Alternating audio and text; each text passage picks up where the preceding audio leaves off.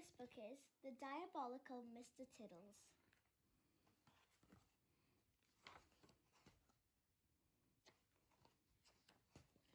For as long as he could remember, all Harry had wanted in the whole wide world was a cat, a furry, purry friend to care for and to play with.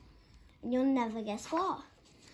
This was Harry's lucky day. Today was Harry's birthday, and a cat is just what he got. What a perfect pussycat, said Harry excitedly. I'll call him Mr Tiddles.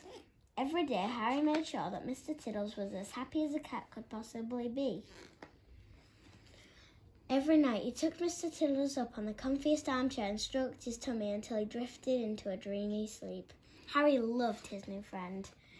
Mr Tiddles loved Harry too, and he wanted to show him how lucky he was to have such a kind friend. First, he bought Harry a fresh mouse, but Harry just went a funny colour.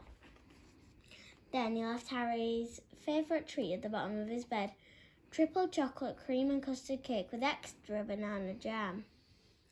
Delicious, said Harry as he licked a dollop of cream. But where did this come from? Mr Tiddles kept quiet. The next day, Harry found a pogo stick and a train tooting its way around his bedroom. What's going on? Where did all this come from? He cried. Mr Tiddles just grinned.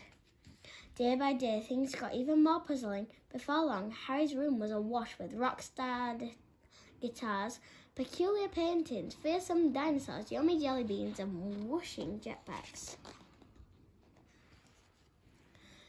Then one morning, Harry awoke to find a horse named Alan in his bedroom. It was the last straw. What are you up to, Mr Tiddles, you rascally cat?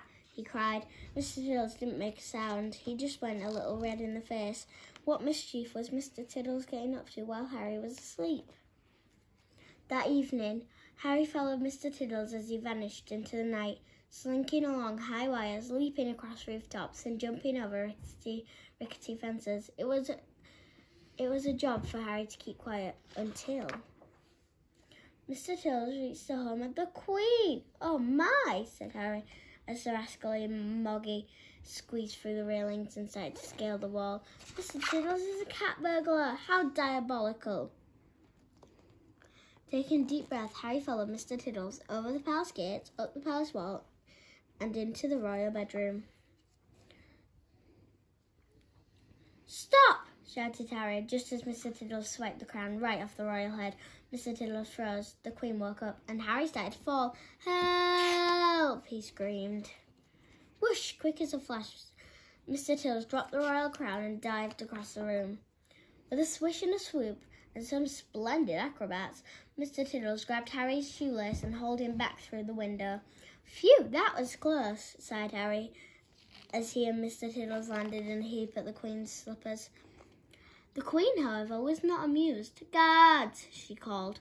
Arrest these two intruders for acts of cheekiness against the crown.